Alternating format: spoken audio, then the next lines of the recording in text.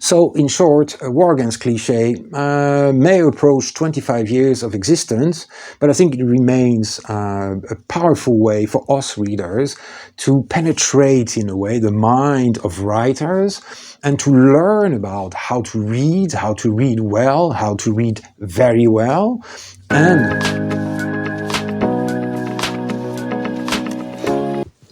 Hello everyone, welcome to the channel. Today, a book a little bit on a special side, perhaps a book of non-fiction by a novelist. A novelist who's really very famous in the English language, and that's Martin Amis. Martin Amis died last year, unfortunately, and he left, of course, behind a great body of work in terms of novels that have certainly influenced the last 30 years, at least, in English literature, in terms of style, and probably as well in terms of the place of some writers in England. Martin Amis was very famous, even famous for those who hadn't read his books. No, today we want to talk about a book that was published in 2001, a book of non-fiction, a book of criticism, a book of reviewing books in general. That book is called War Against Cliché, a 2001 book again. Now, in this one, Martin Amis displays a couple of things that are very interesting to us who love reading and love books. And that is basically how does an author, a writer, a recognized writer, judge other books? What does he look for in other books? And how does he, or she, of course, sort of rank books? Now, that is a problem that we all know very well from our days at school. We were told by many teachers, oh, this is literature, or we're going to read literature. And of course, as we aged, we started asking ourselves the question, well, what is literature? I mean, is Dickens, is that literature? Probably is, I guess. Jane Austen or James Joyce, is that literature? I guess it is. But where is the frontier, the border between what is literature and, I don't know, Stephen King? Is that literature? I don't know, is it? And that is, of course, where problems start when trying to define literature. So it is very interesting to look at somebody like Martin Amis, very famous for his style. I think Martin Amis, more than the ideas that he dealt with in his books, even though some of them are really interesting indeed. Martin Amis was primarily known as a stylist, somebody who used the language in such a personal, original, and evocative way. That's how he made his name, really, certainly in the beginning. Now, how does somebody like Martin Amis look at other writers, other books, and how does he make a difference? Does he make a difference between literature and non-literature, what is good, what is not good? So that is very interesting just for that. Of course, what is also interesting for us is to think for about a couple of minutes about reviewing. We are very used to reading reviews, for example, on Goodreads, but is that really what Martin Amis meant? And perhaps it is not exactly the same. So let's start with that point, actually. When you go on Goodreads, or the equivalent, on book talks maybe, you see people giving an opinion, and the opinion is called review, and that's what you write officially on Goodreads. If you want to write something about a book you read, you write what is called a review. Now, typically, historically, let's say, a review was really an analysis of, to give a well-informed, balanced judgment about the quality of a cultural object. Any of them. It can be a ballet, it can be a theatrical representation, a painting, or, in our case, of course, books. And that is why historically, in magazines and newspapers, lots of space was devoted to reviewing books. And of course, we have to understand that those reviews were in the hands of very few people, obviously, and not everybody can write in prestigious magazines like The New Yorker, for example. And necessarily the taste of those people tended to define what was good out there. And if, as a reviewer for the New Yorker, for example, you get, to review, I don't know, 100, 200 books a year, I have no idea, even 50, ultimately, those that you deem worthy of your attention and analysis and article, as it were, are those that are going to sort of emerge out of all the other publications that nobody talks about. Now, that's a well-known problem. So the question really is, in War Against Cliché, does Martin Amis do what people do on Goodreads? Well, no, and that's the first and most important point perhaps here, is that really reviews on Goodreads tend to be, the majority of them, probably not all of them of course, tend to be the opinion of the reader about how she or he felt regarding the book they read.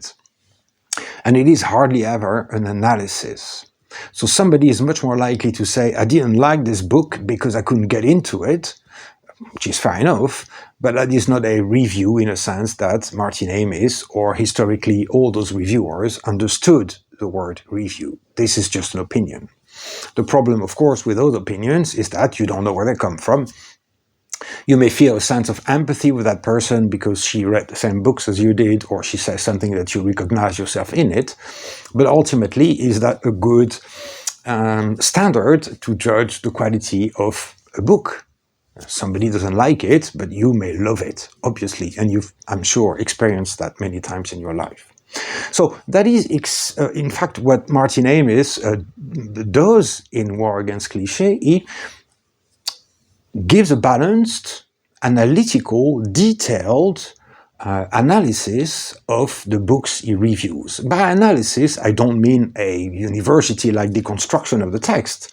I mean an analysis of how it is written, what kind of characters they are, but also whether the characters work as characters, whether the plot works as plot, whether the style is consistent or not, what kind of effects does the style achieve, how does the imbrication, the relationship between characters, plot, setting, and all those things work? Does it work well? Is the rhythm sustained? All those things. In other words, the sort of technical elements present in writing in general. Now, for many readers, of course, those technical elements are sort of invisible. They don't think about those elements. They don't recognize necessarily those elements. It doesn't mean that those elements are not there, obviously, and that we know that the stronger those elements work, individually and in combination with one another, the stronger the text is likely to be. And so Martin Amis tries to identify for us what those elements are, those elements that constitute writing, literary writing, fiction writing mostly, and what for him, of course, works well and what doesn't work well. So style, substance, and ultimately, what Martin Amis makes very clear is that in order to do that kind of reviewing and hope to have a balanced, objective, we'll come to that in a second, judgment, an assessment of the value of a novel, for example, in order really to do that, you need to have read a lot. And I'm sure that if you are interested in books, you realize that some time ago, it is very difficult to assess questions of style if you've only read a few books and typically within the same genre or carried by the same types of voices. In fact, in order to make a difference between Martin Amis and his style as a novelist and, I don't know, Hemingway and James Kelman and John Banville, for very, very different styles, in order to make differences between those styles, to recognize the differences, to understand where they come from, those differences, and to understand, of course, what the effect of those stylistic differences can be, well, you need to have read quite a lot. It's just like anything. In order to recognize really good wine, you need to have tasted a lot of wine, etc., etc., etc. So that's what Martin Amis makes clear. We all know, if we know Martin Amis, that he was very well read.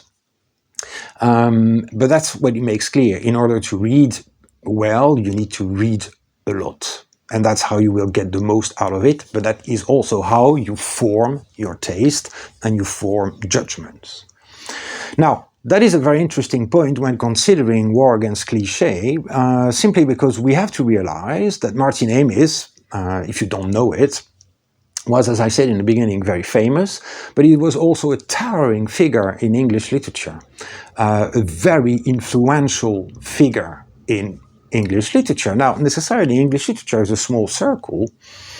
There are very few, hot places. It's very difficult to make a living out of writing just fiction, for example. It's almost impossible, really, except for perhaps 10 people in England. So you have to write other things, magazine articles, reports, anything else. So once you are one of the 10 people or the 5 people, however many they are, of course you have an enormous lot of influence. Now that influence may find applications in different fields, but what we are interested in today, of course, is what does that mean when Martin Amis reviews dozens of novels and volumes of fiction in War Against Cliché. Well, typically, those reviews in War Against Cliché tend to be quite short, maybe 1,000, 1,500 words. And it's a whole array of writers, past and present, English and American. Martin Amis was very interested in American literature. He lived in America for many years. And in each of those reviews, again, he analyzes and dissects in a way, but also he, of course, gives a judgment at the end. What did he think of that book? Does he like it? Does he not like it? What are the flaws of the book? What are the good things about that book? And that's where being an influential figure comes in when you write reviews, and we see that on Goodreads as well, because we know that there are reviewers that are much more read than others, is that ultimately what you as a reviewer define as being good becomes a standard of judgment for what is good in general when it comes to books. In that case, books, of course. So when Martin Amis writes many times about the exquisite prose of Vladimir Nabokov, who obviously is indeed very famous for his style as well, it is very clear that Martin Amis puts a premium on style, on chiseled sentences. Now, I have nothing against chiseled sentences, and I have a great deal of time for Martin Amis's work, especially, for example, Time's Arrow, which is an exceptional book, perhaps un-Amis-like, but exceptional book nonetheless. Money, The Information are now classics of contemporary English literature. But obviously, there are plenty of ways to write great literature without writing like Nabokov, without writing like John Updike. He was also a great admirer of Saul Bellow, an American writer, who was a great figure of American letters in the 80s, 70s, 80s, 90s in America, in the world. But I'm not sure that Saul Bellow survived really those very few decades. I can't remember his date of death, I'm really sorry, but he died at least 20 years ago, I would say. And I'm not sure how much of his work will survive time. Now, Nabokov's work will survive time because it already has, and it's not only because of the style. There's more to it than the style. I'm not sure about that when it comes to Saul Bellow. I'm not sure about that when it comes to other people that Martin Amis really likes in this book. I don't know how much of Don DeLillo's work, for example, will still be read in 50 years. So what that reminds us is that Martin Amis, as a stylist himself, puts a very clear premium on style. And we have to remember that all things being equal, what Martin Amis comes to define as really good fiction, really good literature, is ultimately what he himself recognizes for himself as good. And it is no more a completely objective statement of the quality of that work than your statement or my statement about it, as long, of course, as your statement or my statement are informed enough to compete on the same very high level of detailed analysis. Now remember, he doesn't only talk about style, he also talks about the mechanics of writing. And so when he identifies plots which are a little bit wavy or a little bit one-footed, as it were, he says so, and he points at the flaws in the plotting of the book. When he finds that characters are inconsistent on some level, he points those out as well. When he finds that the coming together of both plot and characterization, for example, sort of doesn't interact very well, or there are perhaps clashes between the two, or they simply exist independently, he points those things out as well. Now, for you, for me, for all of us readers, and perhaps some of you aspiring writers, who knows, this is gold. This is very precious information. It tells us about how a very technically accomplished stylist like Martin Amis looks at those mechanics that you and I know exist, even though other people may forget about their existence. And it also informs us about the very mechanics of it. Now, as you know, I'm sure, there exist many masters in creative writing. Martin Amis, in fact, taught on one of those programs in Birmingham, was it? Or I can't remember. Sorry, about Manchester, maybe. So, of course, there are many, many such courses. And what do those courses do? Well, they teach students, aspiring writers, how to go about constructing a story, holding it up throughout 200, 300 pages, how to develop characters, etc., etc., etc. All things that, of course, are studied and analyzed at university. So for us readers, who may have no stake in the game except understanding better what makes the books we love, perhaps, it is very precious information indeed about the mechanics of writing in general. Now, the last point about reviewing is that reviewing allows one to make, again, hopefully, a balanced, objective, we understand now that it's never going to be really objective, but balanced, analytical, detailed exposition of what a piece of art, in this case literature, is. And that means, of course, that when something doesn't work, you have to say it doesn't work, and you have to explain why. This is very important when you yourself, as a reader, dislike a book. It is very important, I think, in the process of learning about oneself as a reader, to ask oneself, well, what is it about this book that just doesn't do it for me? Now, it can be so many personal things. The style, maybe you don't react to it very well. It can be anything like that. But it is always important to ask yourself the question, what is it that doesn't work? Because it could be me, it just could be my taste, but it's a bit short as an explanation to say, yeah, I don't like it because it's not to my taste. What is it exactly that is not to your taste? And that, in turn, of course, will enable you to identify the reasons why you have the tastes that you have, and that will be a new point of departure to explore perhaps more types of literatures or new type of literature within the genre that you like.